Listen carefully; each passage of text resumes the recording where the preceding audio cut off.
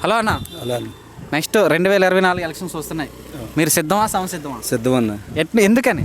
ఎందుకనంటే జగన్మోహన్ రెడ్డి గారు సీఎం గారు పరిపాలన వచ్చిన తర్వాత అనేక సంక్షేమ పథకాలు పేదలకు అందుతున్నాయి. ప్రతి ఒక్కరు కూడా ఇంటికి సంక్షేమ పథకం అనేది ఒకళ్ళు అడుక్కోకుండా, ఒక నాయకుడిని అడుక్కోకుండా పేదోడు ఇంటికి చేరుతున్నాయి. దాని గురించి జగన్మోహన్ రెడ్డి గారు ఎప్పుడు ఎలక్షన్ పెడతారో, జగన్మోహన్ రెడ్డి గారు రెండోసారి సీఎంని చేయాలని ప్రజలందరూ ఎదురు చూస్తున్నారు.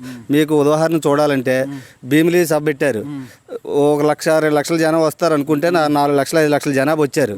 రాత్తాడు పెట్టారు, 4 లక్షలు వస్తారు అనుకుంటే 7,00,000-8,00,000 జనాభా వచ్చారు. ఇది రాత్తాడులో 10 లక్షల జనాభా వస్తారంటే 12 లక్షల జనాభా వచ్చారు. 250-80 ఎకరాలను.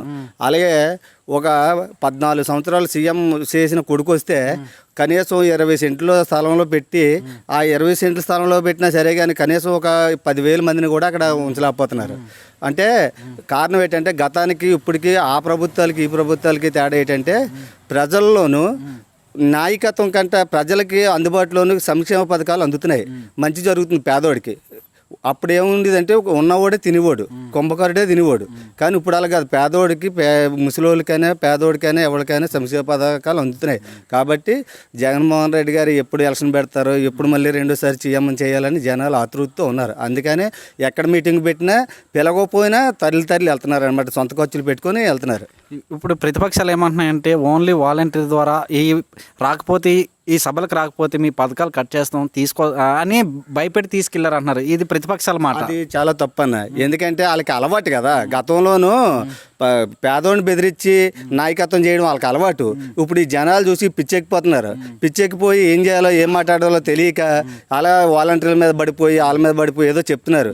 అసలు వాళ్ళు చేసే దొంగ బుద్ధులు అందరికీ ఉన్నాయనుకుంటారు.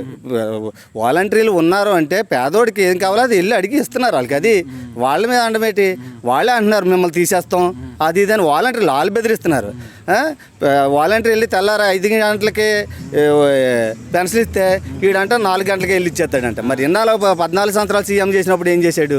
అప్పుడే ఒక్క మాటలో చెప్పాలంటే జనాలు ఇంతలాగా జనాల సభలకు రావడం కారణం ఏంటంటారు? అసలు జనాలు సభలకు రావడం కారణం అంటేనా లంచబోతాను లేదన్న.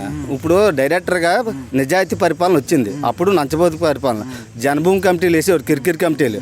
వాడు చెబితేనే ఇక్కడికి ఎవరికైనా పథకం అందాలన్నా, పెన్షన్ ఇవ్వాలన్నా, లేకపోతే రేషన్ కార్డు ఇవ్వాలన్నా ఏదైనా వాడు చెబితేనే వాడికి ఎంతో కొంత ముడ చెప్తేనే జరిగేది. ఇప్పుడు అలా కాదు కదా. డైరెక్ట్గా జగన్మోహన్ రెడ్డి గారు సీఎం గారు బట్టన్ నొక్కుతున్నారు. పేదోడికి ఏది కావాలితే అది అందుతుంది. అందుచేత వాళ్ళు ఏదో మాట్లాడతారు, అవన్నీ అనవసరం. కానీ పేదోడికి అనేది నిజాయితీ అనేది నిలబడింది. నిజాయితీ అంటే ఏటో తెలిసి వచ్చింది. కాబట్టి ప్రజలందరూ కూడా మార్పు కోరుకుంటున్నారు. ఆ మార్పుని మళ్ళీ రెండోసారి కూడా అదే పరిపాలన సాగించాలని ప్రజలందరూ కోరుకుతున్నారండి. ఓకేనా, థ్యాంక్ యూ.